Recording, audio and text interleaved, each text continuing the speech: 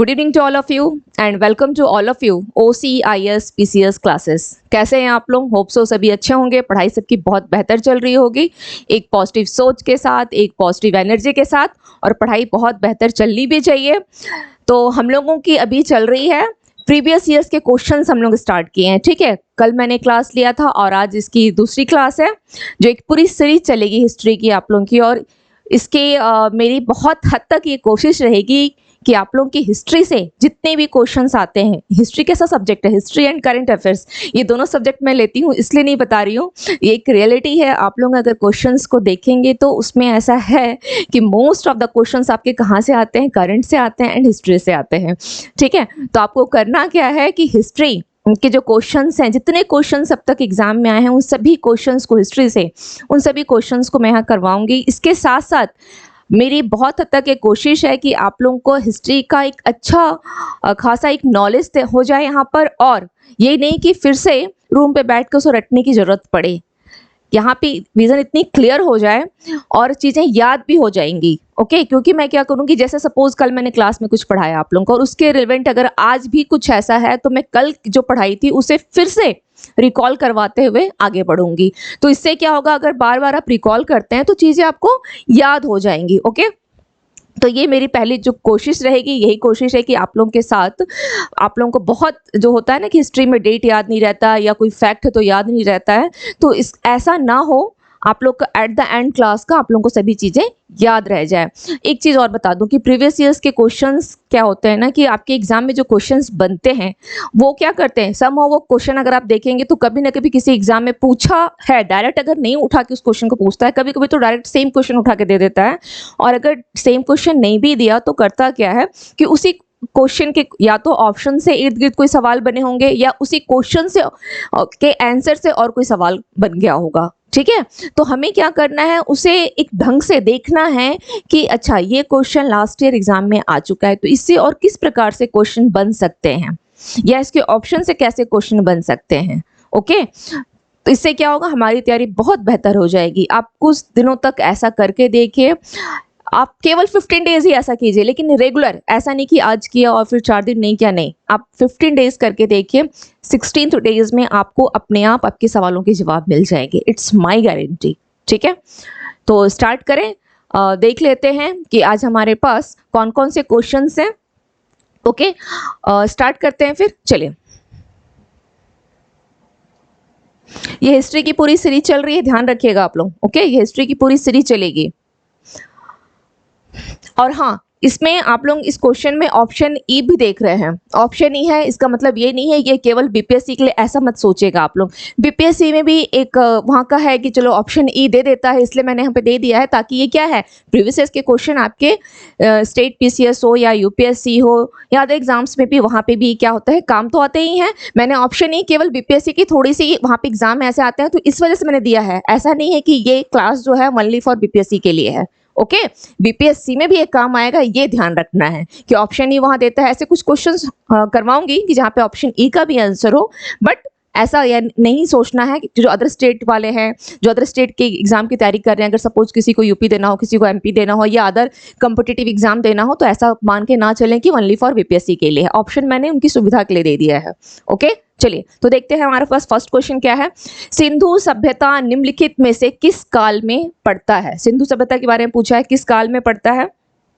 तो इसका right answer यहाँ पे ऑप्शन क्या क्या है, ए ऐतिहासिक काल, बी प्राग ऐतिहासिक काल, सी उत्तर ऐतिहासिक काल, डी आद्य ऐतिहासिक काल, ओके। एंड ऑप्शन ई उपयुक्त में से कोई नहीं और उपयुक्त में से एक से अधिक। मैं इस ऑप्शन को सभी क्वेश्चन में नहीं बोलूंगी, ये बस आप लोग एक बार देख लिए हो गया, अदरवाइज केवल 4 ऑप्शन बताऊंगी, ठीक है। चलिए, तो सिंधु सभ्यता निम्नलिखित में से किस पूछा क्या है, किस काल में, किस काल में पड़ता है, काल पूछ लिया है। हमारे पास ऑप्शन है, ये 4 ऑप्शन मैंने आपको बता दिया है। तो सिंधु सभ्यता, इसका राइट आंसर क्या होगा, आद्य ऐतिहासिक काल होगा। इसका राइट आंसर क्या होगा, आद्य ऐतिहासिक काल होगा। और क्यों होगा आद्य ऐतिहासिक काल, क्यों होगा, उसके पीछे क्या रीजन है? सबसे पहले आप ये सोच ले, आप लोगों को ये पता होना चाहिए कि प्राग ऐतिहासिक काल या ऐतिहासिक काल या आद्य ऐतिहासिक काल होता क्या है ना, क्या होता क्या है ये। तो जो हिस्ट्री है उसको 3 पार्ट में डिवाइड किया गया है। हिस्ट्री कितने पार्ट में डिवाइड है, 3 पार्ट में डिवाइड है। ऐसे तो 4 पार्ट है, वर्ल्ड हिस्ट्री भी है, लेकिन वर्ल्ड हिस्ट्री की चर्चा हम लोग यहाँ नहीं करेंगे क्योंकि हमारे सिलेबस में क्या वर्ल्ड हिस्ट्री नहीं है यहाँ, ठीक है। तो हिस्ट्री को हम लोग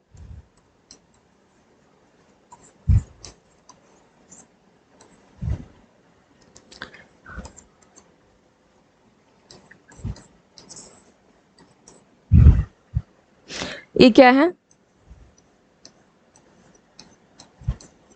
प्राग ऐतिहासिक काल, ओके। दूसरा है आपका आद्य ऐतिहासिक काल, आद्य ऐतिहासिक काल यानी प्री हिस्ट्री, प्रोटो एंड ऐतिहासिक काल, ऐतिहासिक काल, ठीक है। ऐतिहासिक काल यानी हिस्टोरिकल, ठीक है। ये 3 पार्ट हैं आपके। अब इस 3 पार्ट में आखिर इस प्राग ऐतिहासिक काल किसे बोला जाता है, प्राग ऐतिहासिक काल किसे बोला जाता है? तो इस काल में बहुत आसान सा है कि यहाँ पर कोई भी लिखित साक्ष्य नहीं मिले हैं, इसमें कोई भी लिखित साक्ष्य नहीं है, इसके कोई लिखित साक्ष्य क्या है, नहीं है, इसमें लिखित साक्ष्य नहीं है, ओके। आद्य ऐतिहासिक काल में क्या है, लिखित साक्ष्य, लिखित साक्ष्य क्या है, मिले हैं आद्य ऐतिहासिक में, लेकिन उसे पढ़ा नहीं जा सका,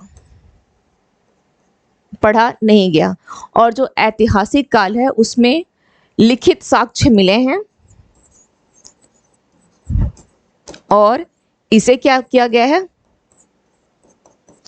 पढ़ा भी गया है, ओके। इसे पढ़ा भी गया है, लिखित साक्ष्य मिले भी हैं और उसे पढ़ा भी गया है, क्लियर। तो हमारा सिंधु सभ्यता का जो टाइम पीरियड है वो क्या है, आद्य ऐतिहासिक है। क्यों? क्योंकि उसकी लिपि मिली जरूर है लेकिन वो पढ़ा नहीं जा सका है, ठीक है। उस काल में लिपि जरूर मिली है लेकिन वो पढ़ा नहीं जा सका है। लेकिन प्राग यानी क्या होता है, प्राचीन का समय का जो था ऐतिहासिक काल, उसमें केवल क्या थे, जो पत्थर के जो औजार मिले हैं, है ना, पत्थर के औजार, कुछ हड्डियां कहीं कुछ, तो उससे क्या हो गया है, उसके जो साक्ष्य हमें कैसे मिला कि वो प्राग ऐतिहासिक काल, क्योंकि हम लोगों ने प्राचीन तत्व जो है, प्राचीन तत्व, उससे उसके बारे में जानकारी मिली है ना।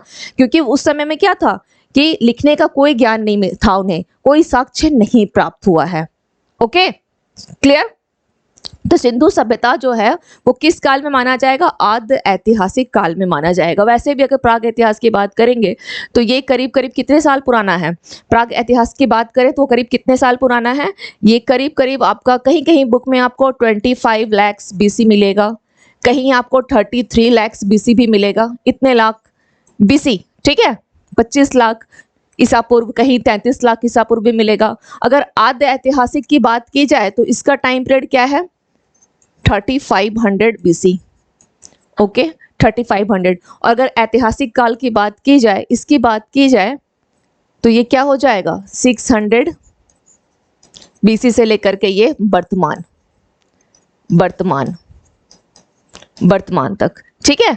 तो ये आद्य ऐतिहासिक काल में आपका सिंधु सभ्यता आता है। इससे रिलेवेंट आई थिंक और कोई यहाँ पे डाउट नहीं, केवल इतना समझें। वैसे मैं इसकी क्लास स्टार्ट करने वाली हूँ, एंशिएंट हिस्ट्री की टॉपिक वाइज क्लास लूंगी, ठीक है। तो अगर आप लोगों को इंटरेस्टेड हो तो क्लास को आप लोग अटेंड कर लीजिएगा, कोई फी नहीं है, विदाउट एनी फी है, ठीक है। चलिए, अगर इंटरेस्टेड हो तो उसमें क्या होगा ना, थोड़ा सा डीपली मैं बता सकूंगी। अभी क्या है, क्वेश्चन फॉर्म में पूछा गया है तो केवल बस इतना ही याद रखिए कि आखिर बोला किसे जाता है, क्वेश्चन को देखते हुए कि क्वेश्चन की क्या डिमांड है कि किसे बोला जाता है। तो सिंधु सभ्यता इस काल में पड़ता है तो उसके पीछे क्या रीजन है, आखिर इसे क्यों बोला जाता है।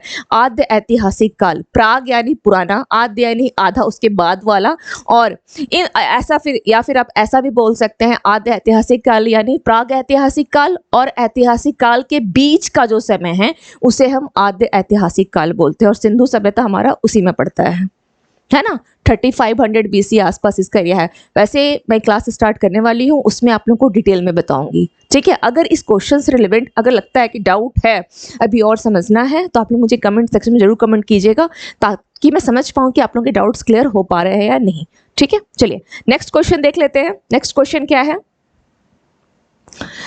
800 से 600 BC ईसा पूर्व या BC का काल किस युग से जुड़ा हुआ है, ठीक है। 800 से 600 BC का पूछा है, 800 से 600 BC का काल, ओके, BC किस युग से है। ऑप्शन ए ब्राह्मण युग, ऑप्शन ए ब्राह्मण युग, ऑप्शन बी सूत्र युग, ऑप्शन सी रामायण युग, ऑप्शन डी महाभारत युग।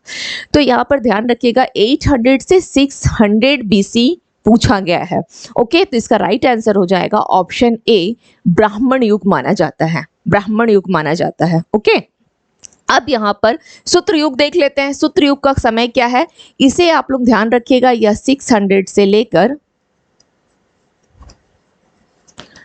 300 बीसी है सूत्रकाल। ओके, 600 से लेकर के 300 बीसी तक का माना जाता है। अब यहाँ पर क्या है, रामायण युग और महाभारत युग। ओके, इन दोनों को क्या बोला जाता है, महाकाव्य काल, महाकाव्य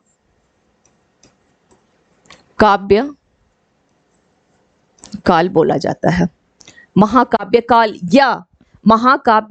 या रामायण युग या महाभारत युग बोला जाता है, सेम है ये। ठीक है, अब यहाँ पर एक चीज और देखिएगा कि ये जो सूत्र युग है इसके साथ एक फैक्ट यहाँ पे थोड़ा सा बस याद रखिएगा। जो सिक्के की हम लोगों को जानकारी मिली ना, जो सिक्के की हमें नॉलेज मिला है, सर्वप्रथम सिक्का यही मिला था, सर्वप्रथम सिक्का।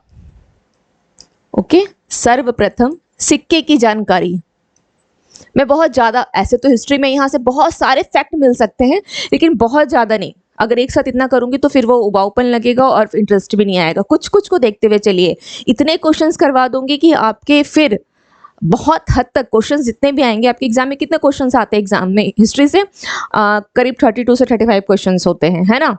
अगर 35 क्वेश्चन आता है तो 32 क्वेश्चन डेफिनेटली आप लोग कर ले जाइएगा। ओके, क्योंकि इसके आसपास के जितने डायमेंशंस होते हैं, क्या क्या क्वेश्चन बन सकते हैं, उन सबको देखते हुए चलना है। तो सूत्र क्या है, इसमें सर्वप्रथम सिक्के के साक्ष्य मिले हैं। तो क्वेश्चन अगर आपका बनता है कि सर्वप्रथम सिक्के के साक्ष्य किस युग में मिले हैं, तो सूत्र युग में मिले हैं। और वो सिक्के किस प्रकार के थे, वो सिक्के कैसे थे, आहत सिक्के। ये कैसे थे, आहत सिक्के, है ना, आहत सिक्के। आहत यानी चोट खाए हुए, चोट खाए हुए। आहत मतलब क्या होता है, हम लोग जब बोलते हैं कि काफी आहत है, काफी दर्द भरा है, मतलब क्या है, आहत व्यक्ति है। देखो मतलब उसे क्या है, उसे बहुत दुख हो रखा है, बहुत चोट खाया हुआ व्यक्ति है। तो आहत इसलिए इसे बोला गया क्योंकि इन सिक्कों को, इसका एक नाम और भी है, पंचमार्क। पंचमार्क, पंचमार्क सिक्के। Okay, punch mark. तो पंचमार्क क्या होता है, ऐसे करके मारा जाता है। तो वो भी क्या हुआ, अगर आप पंच करके मार रहे हो तो वो क्या होगा, थोड़ा सा चिपटा हो जाएगा। उस पे क्या करते थे, 5 प्रकार के मार्क देते थे, जैसे सूर्य का हो गया, चंद्र का हो गया, इस तरह से वो क्या करते थे, 5 प्रकार के मार्क देते थे। ठीक है, मैं सिक्कों की एक पूरी क्लास ले लूंगी आप लोगों की। ओके, जहां जहां से क्वेश्चंस बनते हैं, स्पेशली सिक्के की एक पूरी क्लास लूंगी। तो ये क्या हो गया, आहत सिक्के या पंचमार्क सिक्के जो है सर्वप्रथम सूत्र युग में ही मिले हैं। ओके, और जो जाति व्यवस्था जो आई थी, है ना, जाति का जो हुआ था वो भी आपके इसी सूत्र युग से हुआ था। ओके, इसी सूत्र युग से हुआ था। तो खैर चलिए, उतना डिटेल अब नहीं जाऊंगी, केवल इतने फैक्ट केवल याद रखिएगा कि रामायण युग में एक चीज यहां पर देख लीजिए, रामायण युग के साथ ये 400 बीसी, ठीक है, सॉरी 400 ईसा कहिए, 400 ईस्वी, 400 ईस्वी। ओके, एंड महाभारत का भी 400 ईस्वी। और प्रारंभ में इसमें कितने श्लोक थे, प्रारंभ में इसमें 6000 श्लोक मिले थे। कब, प्रारंभ में कितने थे, 6000। अभी कितने हो गए हैं, 24,000 श्लोक हैं, 24,000 श्लोक। अगर बात की जाए महाभारत की तो इसमें भी करीब करीब 8800 श्लोक थे, लेकिन अभी कितने हैं, इतने श्लोक, यानी 1,00,000 श्लोक। ठीक है, करीब इतने श्लोक मिल गए हैं। सबसे मतलब बड़ा एक महाकाव्य से माना गया है ना महाभारत को। और इसके रचयिता एग्जाम में पूछ लेता है, रामायण के कौन है, रामायण के कौन है रचयिता, रामायण के कौन है, वाल्मीकि।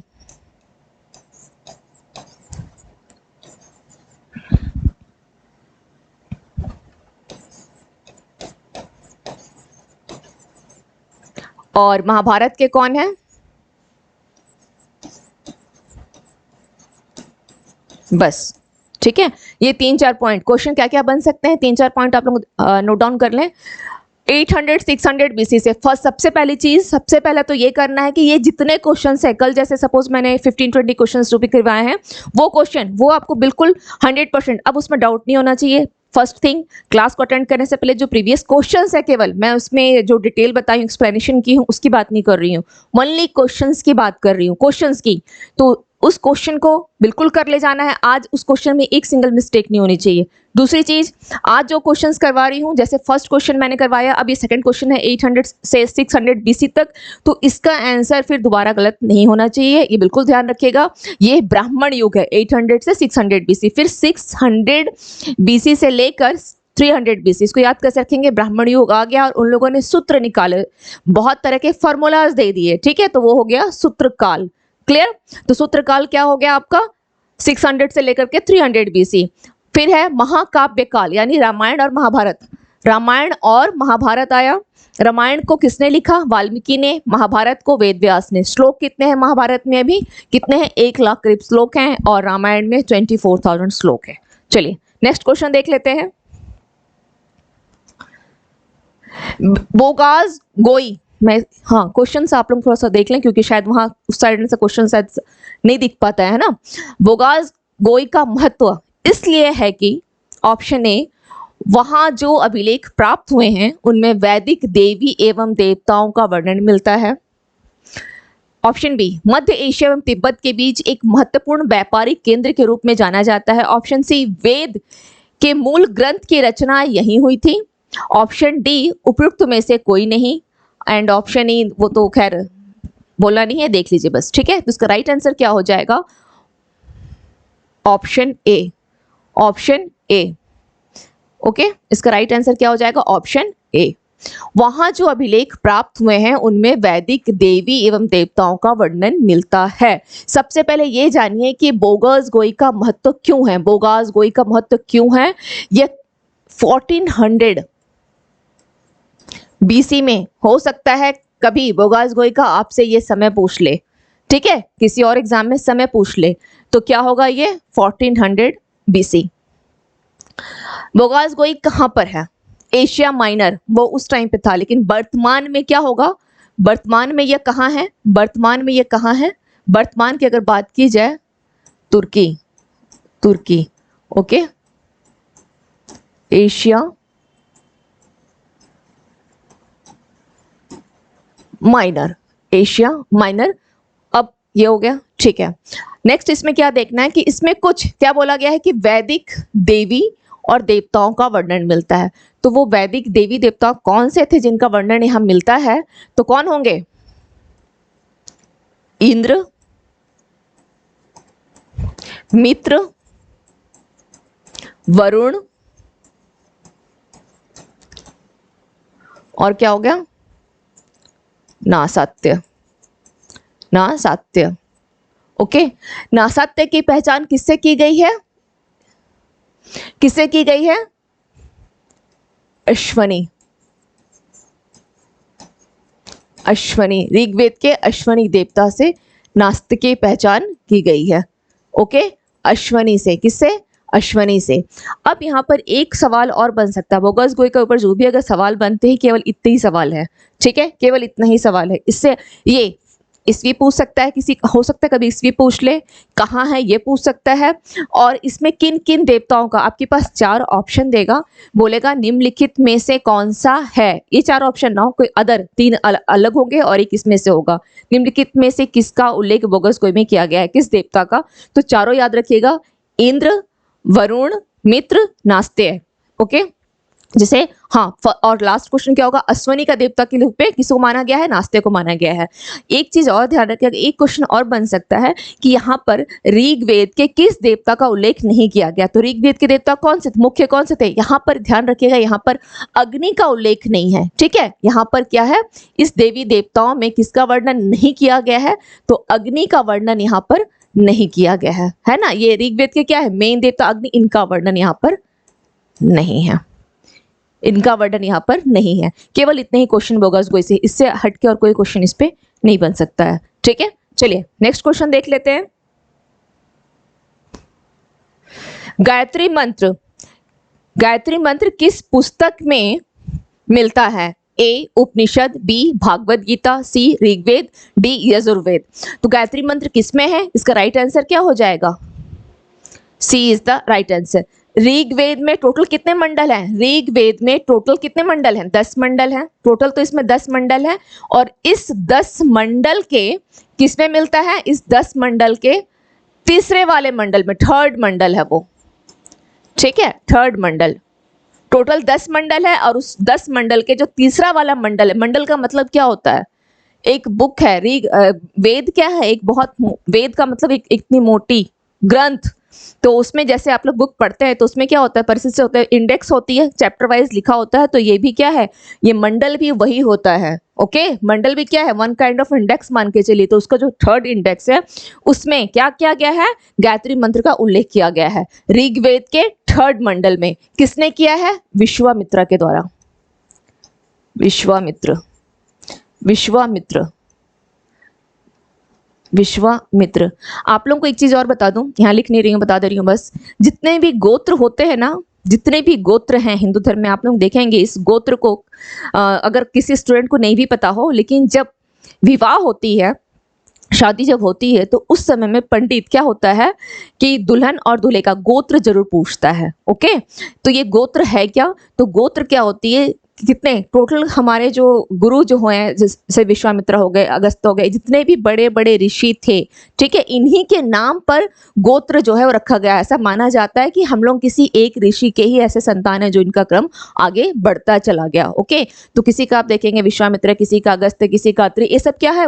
ये सब एक ऋषियों के नाम थे जो आगे चल करके यही गोत्र में कन्वर्ट हो गया है। ठीक है, चलिए, तो ये बस मैंने बता दिया है, इसको लिखना या नहीं है। तो 10 मंडल का क्या है? विश्वामित्र ने थर्ड मंडल में किसकी? तो ऋग्वेद के गायत्री मंत्र का उल्लेख आपका मिलता है, ऋग्वेद के गायत्री मंत्र का। अब यहाँ पे थोड़ा सा उपनिषद को देख लेते हैं। उपनिषद का मतलब क्या होता है? उपनिषद का मतलब होता है कि गुरु के पास बैठकर ज्ञान लेना, है ना। पहले क्या होता था कि लोग जंगलों में जाकर के बैठ के ज्ञान लेते थे। गुरु के पास क्या? जंगलों में। तो गुरु के समीप बैठकर ज्ञान लेना क्या कहलाया? उपनिषद कहलाया। ठीक है, गुरु के समीप बैठकर ज्ञान लेना, गुरु के समीप बैठकर, समीप बैठकर क्या कहलाया? उपनिषद कहलाया। उपनिषद यानी समीप बैठकर। ठीक है, उपनिषद की टोटल संख्या कितनी है? कितने उपनिषद हैं? 108 उपनिषद हैं। 108 क्या है? उपनिषद हैं। एग्जाम में पूछता है उपनिषद की संख्या कितनी है? 108 है। ओके, 108 है उपनिषद की संख्या। चलिए, अब यहाँ पे थोड़ा सा यजुर्वेद को भी देख लेते हैं। यजुर्वेद में जो कर्म कांड की बात की गई है, आप किसी प्रकार का यज्ञ करवाते हैं और उस यज्ञ में अभी जल देना है या अगरबत्ती जलाना है, धूप जलाना है, फूल देना है, फल देना है, चावल का अच्छत देना है, ये सब की जानकारी जो है वो यजुर्वेद में की गई है। यानी कर्म कांड का उल्लेख यजुर्वेद में क्या है? कर्म कांडों का उल्लेख किया गया। आप किस प्रकार से करेंगे? इस कर्म कांड का उल्लेख किया गया और यह गद और पद दोनों में है। गद एवं पद दोनों में है यजुर्वेद। ओके, ध्यान रखिएगा, गद और पद दोनों में है। चलिए नेक्स्ट क्वेश्चन देख लेते हैं। संगम युग में उरयूर किस लिए विख्यात था? क्या पूछा गया है? उरयूर किसके लिए विख्यात था? उरयूर, ओके, इंपॉर्टेंट है ये। उरयूर किसके लिए विख्यात था? ऑप्शन ए मसालों के व्यापार का महत्वपूर्ण केंद्र, ऑप्शन बी कपास के व्यापार का महत्वपूर्ण केंद्र, ऑप्शन सी विदेशी व्यापार का महत्वपूर्ण व्यापारिक केंद्र एंड ऑप्शन डी आंतरिक व्यापार का महत्वपूर्ण केंद्र। तो क्या होगा इसका राइट आंसर? यह होगा option B is the right answer. कपास के व्यापार का महत्वपूर्ण केंद्र था ये संगम युग में। ओके, अगर कपास की जगह यहाँ पर, क्योंकि संगम काल में क्या होता था ना कि वो लोग बेसिकली सूती वस्त्र हो, जो वस्त्र उद्योग हो उसको बहुत ध्यान देते थे। ठीक है, तो अगर वस्त्रों का व्यापार भी दे तो वस्त्रों में सूती वस्त्र हो या रेशम का हो, ये सभी, ठीक है, ऊनी वस्त्र हो, तो आप अगर यहाँ पे दिया है कपास ना देकर के अगर वस्त्र दिया है तो वो भी आप वहां पर कर सकते हैं। अगर कपास की जगह वस्त्र लिखा हो कि वस्त्रों के व्यापार का मुख्य महत्वपूर्ण केंद्र था तो वो आंसर भी सही होगा, ध्यान दीजिएगा। ठीक है, कपास हो या वस्त्र हो। तो उरयूर किसके लिए विख्यात था? कपास के व्यापार के लिए। चलिए नेक्स्ट क्वेश्चन देखते हैं। आजीविका संप्रदाय के संस्थापक कौन थे? आजीविका संप्रदाय, option A Upali, option B Anand, option C Raghulabhadra, option D Makhali Gosal. तो इसका राइट आंसर क्या हो जाएगा? Makhali Gosal is the right answer. Makhali Gosal, Makhali Gosal Ajivika जो है संप्रदाय है के संस्थापक थे, ये संस्थापक थे। और यहाँ पे एक चीज ध्यान दीजिएगा कि मखली गोसाल, इनका जो गोशाल नाम पड़ा, क्यों पड़ा? क्योंकि इनका जन्म ही गौशाल में हुआ था, ठीक है, इसलिए इनका मखली गोशाल नाम पड़ गया। ये क्या है? ये समकालीन बुद्ध का भी माना जाता है। ये इनके बारे में लिख देती हूँ, ये बुद्ध और महावीर के समकालीन, एक तो आपको ये मिलेगा, ठीक है। दूसरा एक चीज इसके साथ एक फैक्ट और है कि इनको महावीर का शिष्य भी माना गया है। ओके, इन्हें क्या माना गया है? दूसरा फैक्ट ध्यान दीजिएगा, महावीर का शिष्य। कहीं कहीं आपको मिलेगा महावीर का शिष्य। ओके, महावीर का शिष्य। ये पहले कौन सा धर्म को मानते थे? पहले इन्होंने जैन धर्म को स्वीकार किया, बाद में इन्होंने क्या किया? पहले ये जैन धर्म को स्वीकार,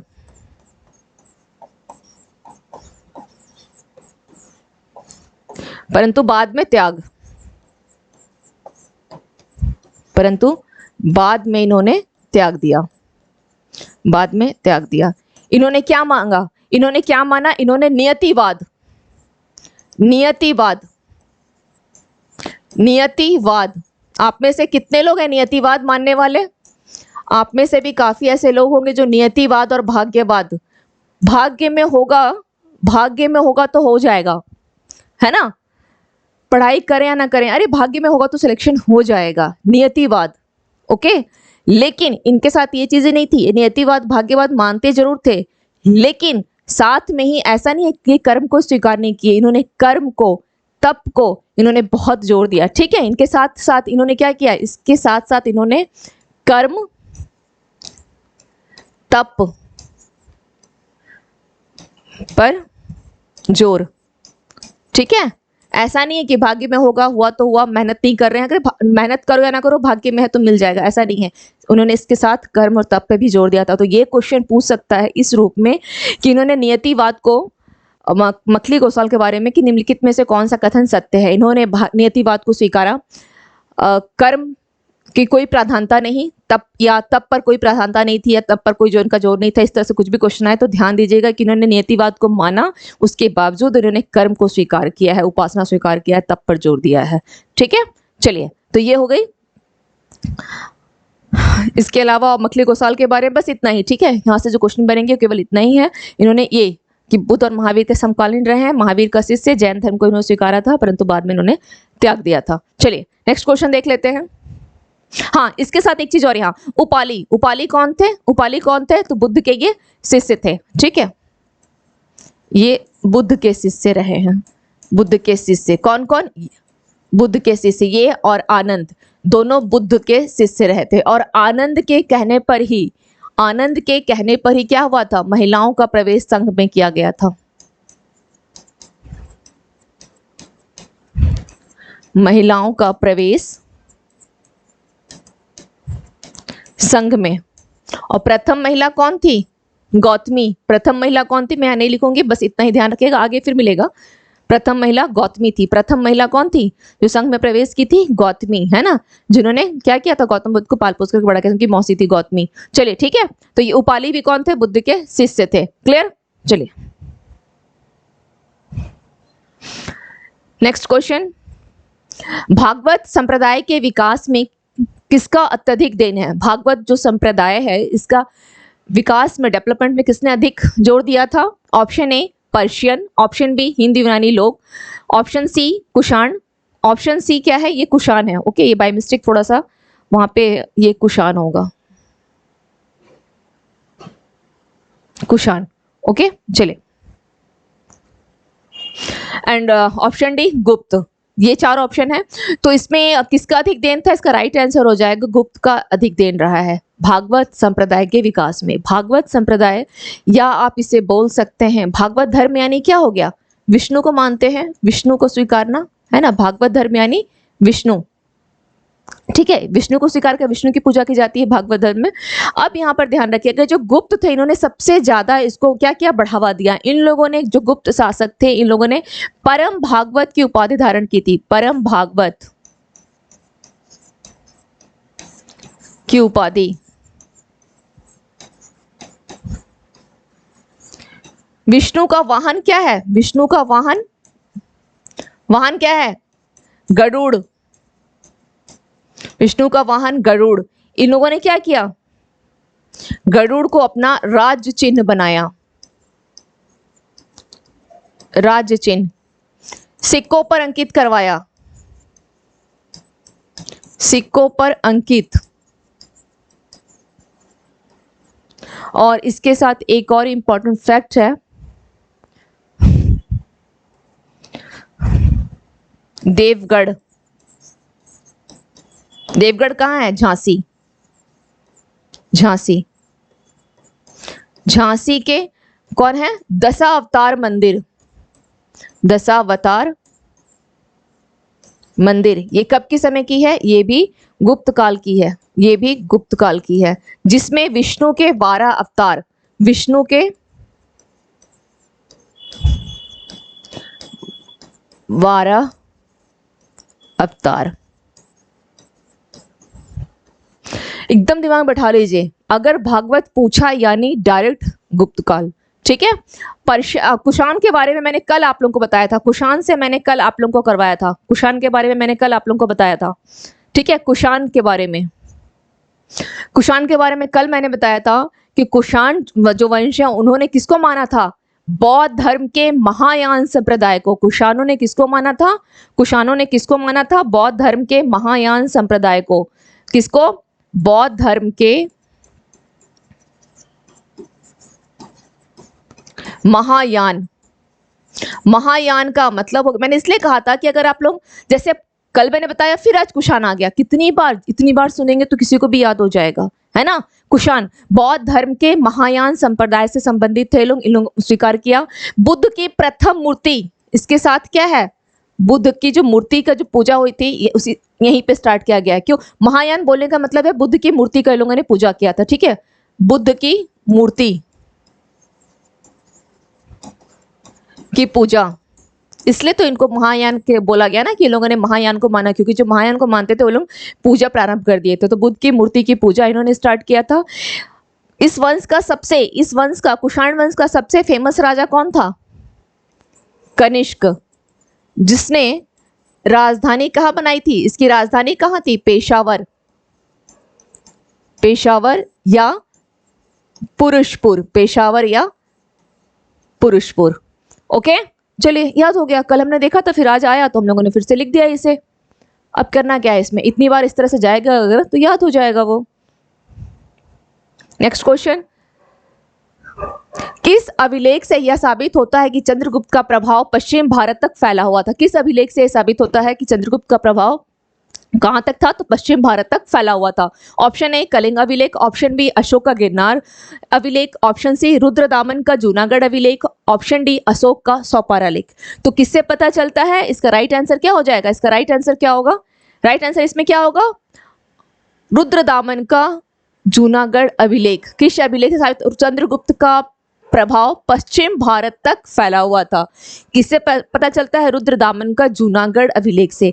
अब जूनागढ़ अभिलेख से थोड़ा सा आप लोग ध्यान रखिएगा कि ये जो रुद्रदामन का जूनागढ़ अभिलेख है, इसके बारे में मैं यहाँ पे 3-4 पॉइंट आप लोग को बता दे रही हूँ।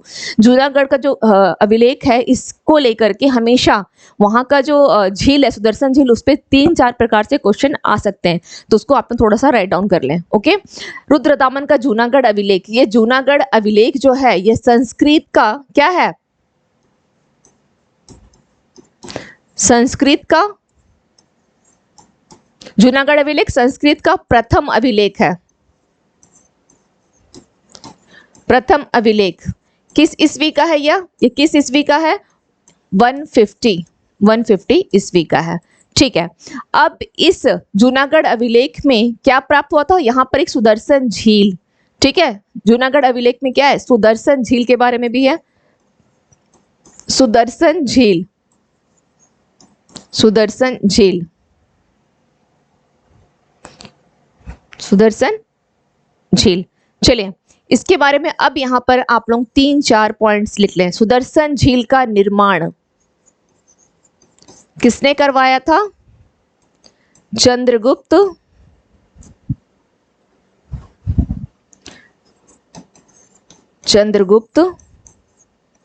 मौर्य ने। ओके, चंद्रगुप्त मौर्य ने सुदर्शन झील का निर्माण किसने करवाया था? तो चंद्रगुप्त मौर्य ने। इसका राज्यपाल कौन था? राज्यपाल कौन था उस समय में? राज्यपाल, यहां पर मैं राज्यपाल लिख दे रही हूं, नीचे राज्यपाल, इसको जरा लिख लीजिएगा, ठीक है, एक जगह, क्योंकि ये ना आपको अलग अलग जगह यहाँ क्वेश्चन बने हुए हैं, अलग अलग जगह पे पूछा है, इसको सभी को एक ही जगह लिख करके हो सकता है अपने रूम के वॉल पे चिपका दीजिए, ठीक है। सुदर्शन झील पे क्वेश्चन पूछता है सुदर्शन झील का निर्माण, सुदर्शन झील का पुनर्निर्माण, बांध का निर्माण, पुनर्निर्माण, इस तरह से क्वेश्चन इसमें बने हुए हैं। तो निर्माण सर्वप्रथम किसने किया था? चंद्रगुप्त मौर्य ने किया था। राज्यपाल कौन था इसका? राज्यपाल था सुविशाख, ठीक है। अब यहां पर इतनी स्पेस तो है, हो जाएगी, है ना। चलिए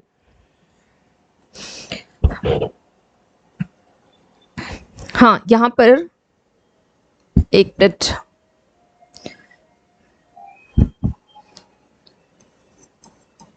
राज्यपाल पुष्यगुप्त वैश्य है, वैश्य। ओके, इसका पुनर्निर्माण, पुनर्निर्माण, पुनर्निर्माण किसने करवाया था?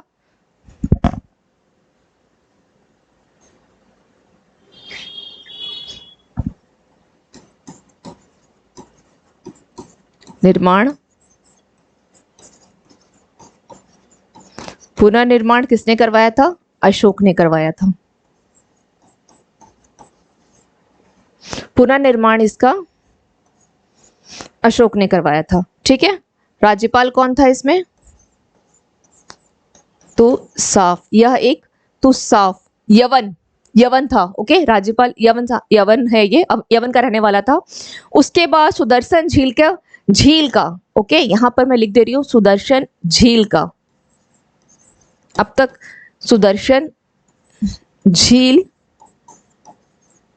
के बांध, अब इसके बांध का, अब पहले क्या हुआ था? झील का निर्माण हुआ था, ध्यान दीजिएगा, ये बांध है। ओके, सुदर्शन झील के बांध के निर्माण का, ठीक है, किसने किया था? रुद्रदामन ने। पुनर्निर्माण किसने करवाया? रुद्रदामन ने, रुद्रदामन, रुद्रदामन ने करवाया था, ठीक है। कौन था इस समय में? तो ये था इसका सुविशाख, सुविशाख। ये बहुत इंपॉर्टेंट क्वेश्चन है आपका, ये इंपॉर्टेंट फैक्ट्स भी है, इनफैक्ट ये इंपॉर्टेंट फैक्ट्स भी है इसके बारे में। सुदर्शन झील का निर्माण चंद्रगुप्त मौर्य, राज्यपाल पुष्यगुप्त वैश्य था। फिर सुदर्शन झील के बांध का अगर बोला जाए तो यहाँ पे क्या होगा? पुनर्निर्माण के रुद्रदामन। अगेन सुदर्शन झील के बांध का क्या किया गया है? पुनर्निर्माण किया गया है। तो ये स्कंदगुप्त के समय में किया गया है, स्कंदगुप्त के समय में। ओके, किसके समय में किया गया है? यह स्कंदगुप्त के समय में किया गया है। कौन था वहां पर? चक्रपालित, पर्णदत्त का बेटा था, ठीक है, गिरनार का ये शासक था, चक्रपालित, इसके समय में किया गया है। Any doubt? अगर इस क्वेश्चन को लेके कहीं समझ में ना आया हो तो कमेंट कीजिएगा, मैं इसे फिर से आप लोगों को करवा दूंगी इस क्वेश्चन को। ओके, चलिए नेक्स्ट क्वेश्चन देख लेते। इसमें और फैक्ट्स नहीं बताऊंगी क्योंकि एक ऑलरेडी ज्यादा हो गया, तो बाकी कलिंग वगैरह का छोड़ देते हैं, इतना ही देख लीजिए, ठीक है। संस्कृत का प्रथम अभिलेख जूनागढ़ अभिलेख 150 ईस्वी का है, समय पूछ लेता है। यहाँ पर क्या है? एक सुदर्शन झील के बारे में जो जानकारी मिली है इसी अभिलेख से, इसका निर्माण करवाया था चंद्रगुप्त मौर्य ने, पुष्यगुप्त वैश्य के समय। राज्यपाल वो था, क्योंकि राज्यपाल पूछ लेता है या पूछ लेगा कि वहां पर उस समय में किसका शासन था, ठीक है। इस तरह से क्वेश्चन बनते हैं। चलिए नेक्स्ट क्वेश्चन देखते हैं। उस स्रोत का नाम बतलाइए जो प्राचीन भारत के व्यापारिक मार्गों पर मौन है। उस सोर्स का नाम बताइए जो प्राचीन भारत के व्यापारिक मार्गों पर क्या है? मौन है। ऑप्शन ए संगम साहित्य, option B Milind Panho, option B क्या है? मिलिंद, ये मिलिंद है। ओके, ये मिलिंद है, मिलिंद पन्नो, ऑप्शन सी जातक कहानियां, ऑप्शन डी उपरोक्त सभी। तो इसका आंसर क्या हो जाएगा? इसका आंसर क्या होगा? कौन मौन कौन है? मिलिंद पन्नो मौन है। ठीक है, इसका मतलब इसका अलग तरीके से अगर क्वेश्चन बन सकता है कि जो जातक कहानी है क्या उसमें इसका वर्णन है? भारत के व्यापारिक मार्गों का वर्णन है तो जातक कहानी में भी मिलती है और संगम साहित्य में मिलता है, लेकिन मिलिंद पन्नो जो है वो इस पर मौन है। मिलिंद पन्नो में किसके बारे में जानकारी मिलती है? तो बौद्ध भिक्षु नागसेन प्लस मिलिंद पन्नो के वार्तालाप की जानकारी मिलती है मिलिंद पन्नो में। मिलिंद एक्चुअली ये नाम जो है मिनांडर नाम था। ठीक है, मिनांडर को ही क्या बोला जाता है? मिनांडर का ही नाम क्या है? मिनांडर का जो नाम है ये क्या है? ये हिंद यवन शासक है, हिंद यवन शासक। इसका नाम ही बौद्ध साहित्य में मिलिंद कर दिया गया है। ठीक है, बौद्ध साहित्य में ही इसका नाम क्या किया दिया गया है? मिलिंद कर दिया गया। एक्चुअली इसका नाम क्या है? मिनांडर। ओके, मिनांडर, इसका नाम मिनांडर है। बौद्ध तो किसमें है? मिलिंद पन्नो में क्या है? बौद्ध नागसेन और मिलिंद पन्नो के वार्तालाप की जानकारी। यहाँ से एक क्वेश्चन पूछा हुआ है ऑलरेडी कि मिलिंद पन्नो के सिक्के निम्नलिखित में से किस बाजार में खूब मिले हैं? तो इसके सिक्के जो हैं, मिलिंद पन्नो के सिक्के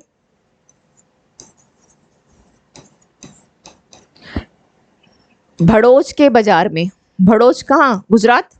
भड़ोच के बाजार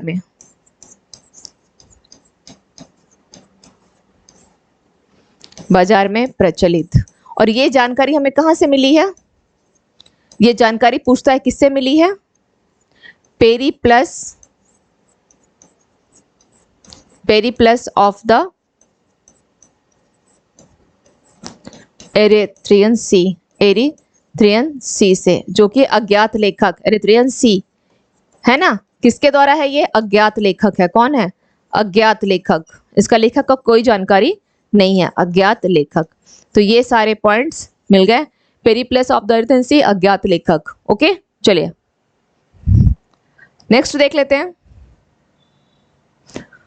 किस शासक वंश ने मंदिरों में ब्राह्मणों को सबसे अधिक ग्राम अनुदान में दिया था? किस शासक वंश ने दिया? ऑप्शन ए गुप्त वंश, ऑप्शन बी पाल वंश, ऑप्शन सी राष्ट्रकूट वंश, ऑप्शन डी प्रतिहार वंश। राइट आंसर गुप्त वंश ने। ठीक है, इसने सबसे अधिक मंदिरों एवं ब्राह्मणों को सबसे अधिक ग्राम अनुदान में दिया था। चलिए नेक्स्ट क्वेश्चन देख लेते हैं।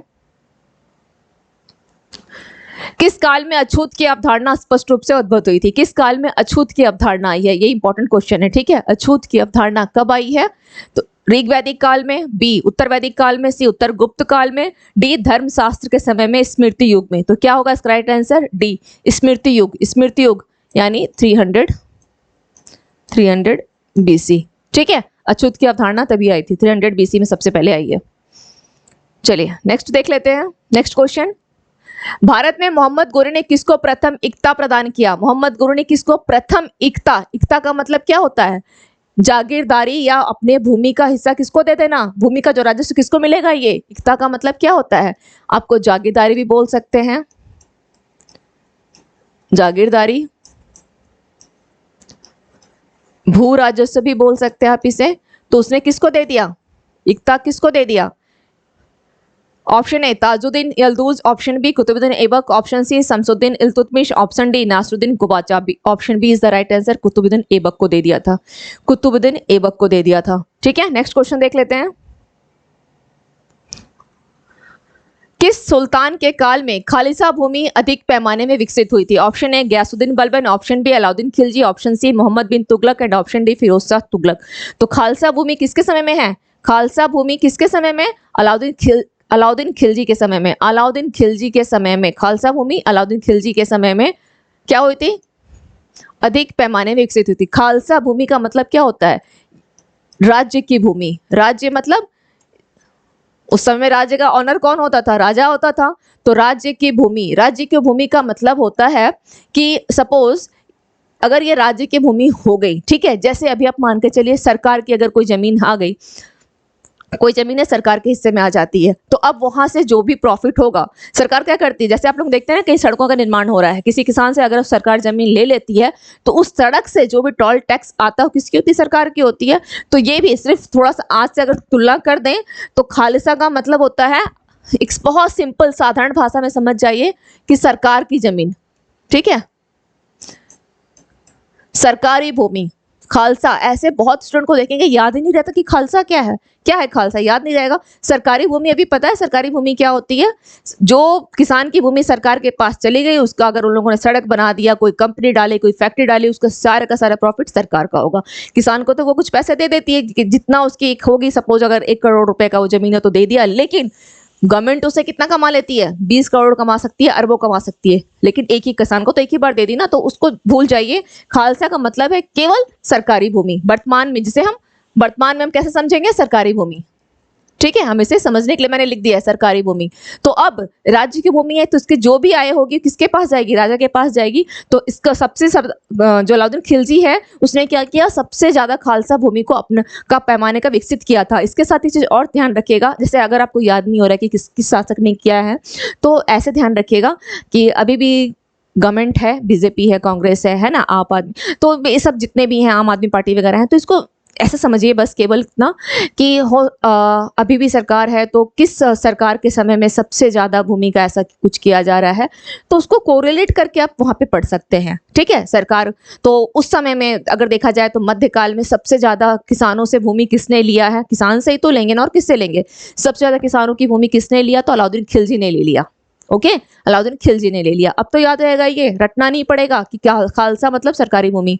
ये काम किसने किया, किसानों को जमीन को सरकारी भूमि में किसने तब्दील कर दिया, अलाउद्दीन खिलजी ने कर दिया। वो क्या करता था, यहाँ पे एक वर्ड याद रखेगा कि यहाँ पर एक मिक्फ है, ठीक है, मिल्क, मिल्क, वक्फ, वक्फ, वक्फ और इनाम, इनाम, यहाँ तक कि वो इस प्रकार की जो भूमि, मिल्क, वक्फ और इनाम, मिल्क मतलब क्या होता था, जैसे वन काइंड ऑफ ये संपत्ति, एसेट्स होता था, ठीक है, किसी के पास है और उससे उसके कोई संपत्ति अर्जित उसके पास है, तो ये क्या करता था, मिल्क यानी राज्य की संपत्ति वाली जो थी, ठीक है, राज्य की संपत्ति, इसे किसी प्रकार की संपत्ति हो, सपोज वहां पर उस जमीन पर उसने क्या होता था, वन काइंड ऑफ एसेट्स, इसको आप समझ सकते हैं, ठीक है, संपत्ति। तो यहाँ पर उस भूमि को भी इसने क्या किया, अपने खालसा भूमि में मिला लिया, जो संपत्ति वाले, हो सकता है उस किसान को वहां कुछ और करना हो, अब ये नहीं आज से जैसे सोच लीजिए कि वहां पे उसे कुछ डालना हो, ठीक है,